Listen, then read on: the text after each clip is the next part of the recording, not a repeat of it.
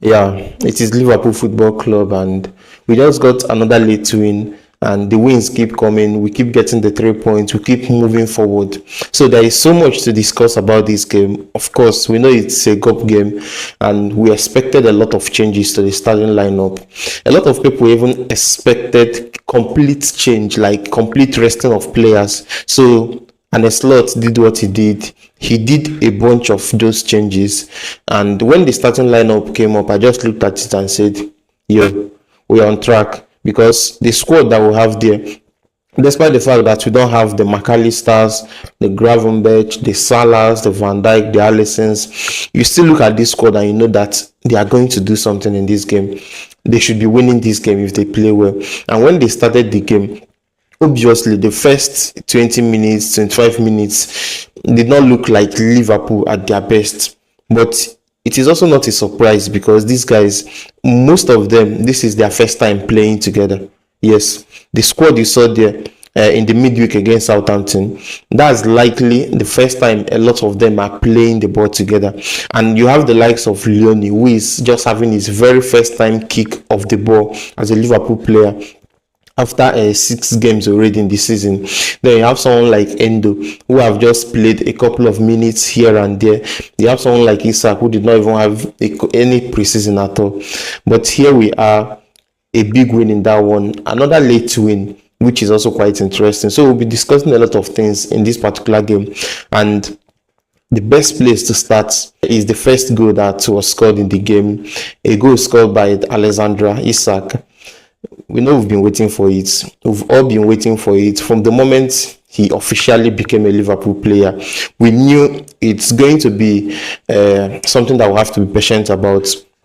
And we've all been patient. He finally got to start in that particular game. He played just 45 minutes. But in that 45 minutes, we saw that, yeah, the money is well spent. And I don't even think it was ever in doubt. Like, no one out there ever said that this guy is not going to do well in Liverpool. It's just all about him getting back to full fitness. So seeing him yesterday play 45 minutes and he got his goal just before halftime, and immediately the halftime whistle was blown while every other person was running into the dressing room to basically get their 15 minutes break before the beginning of the next half of the game. We saw Isak staying back and having just a couple of quick runs in the pitch. When I saw that, I just knew that I don't think he's coming on for the second half of the game, and that's exactly what happened. In the second half of the game, Ekitike came on for Isak, and Ekitike just pulled another massive madness in that particular game. Ekitike has been our best forward so far this season with his goals and his assists. His record is looking squeaky clean. In fact, the way he started this season is actually a very surprising one for a lot of people because, yes, we know this guy is good enough.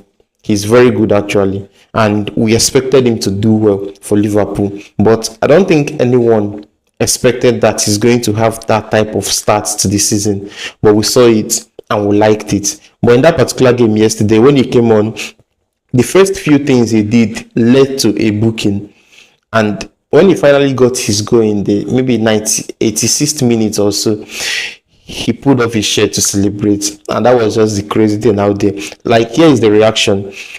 We are waiting for a winning goal. He got that winning goal. You know how it is. Late winners, folks are jumping up to rejoice, and before you know it, everybody basically just paused their reaction. Why? Because Ekitike just pulled off his shirt, and that means he's basically getting additional yellow cards for that, and automatically a red card. So that is just what we saw in that game, and you could see it if you are watching the game, or if you check the highlights, you will surely see Frimpong looking at him like, yo, you're on a yellow already, what are you doing? So that is what you saw in that game. Of course, he picked up his red card, and between last night when the game was played to this very moment, he has already picked up a lot of criticisms, which obviously is well deserved. He also wrote an apology on Instagram, so we are just looking at the next couple of games to see how things will be. But left for me, I think he knew what he did. He understood that this doesn't fly here, it doesn't work here, and this red card means that for the next game against Crystal Palace, which is actually coming up this weekend, he surely won't be there. But then we have Isaac, who we should be getting about 1 hour from him, basically between 60 to 70 minutes from him in that particular game. Hopefully, within that period, we would be able to have enough goals to afford winning games without having Isaac on pitch. So by the end of that 78 minutes, he's being taken off. Then you bring on someone like Chiesa. So whatever happens, I'm very sure that an slot is going to do his thing. Like, he's no longer in doubt. This man, he does his job really well when it comes to managing players, when it comes to substitutions, when it comes to the tactical aspect of the game. He gets it very well. So let's move over from that one and talk about someone that actually picked up the Man of the Match award yesterday, and well deserved.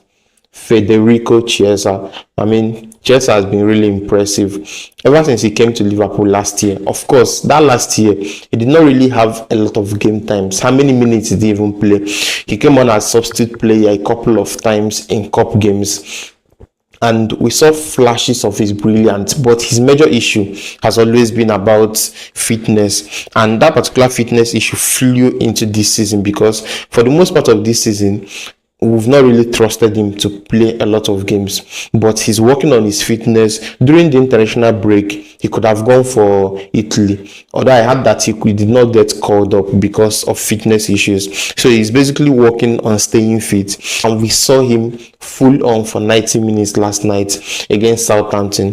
The first goal that was scored by Isaac is laid on a plate. Like, that assist, he just laid it on his feet and he scored. Then the second goal that was scored by Ekitike, the assist also came from Federico Chiesa. So whenever he gets opportunity, he's surely showing that, yeah, I'm ready to do this. I need to get game times, and he's been impressive so far. So I would likely be seeing him in that game against Crystal Palace over the weekend. And as for the Man of the Match award he picked up yesterday, it is actually very well deserved, like well deserved. So all that are the bright things about the game we saw yesterday.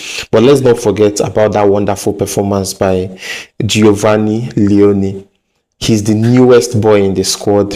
He's someone that we've never seen him play for Liverpool at all. So he's finally getting his debut yesterday against a Southampton side that they are not the biggest opponent out there, but they also defended really well and they attacked really well. So seeing Giovanni against these guys, I was really impressed with everything I saw about him. He was composed. He knew the right time to make tackles. He wins his duels and he looks really strong and composed at that back.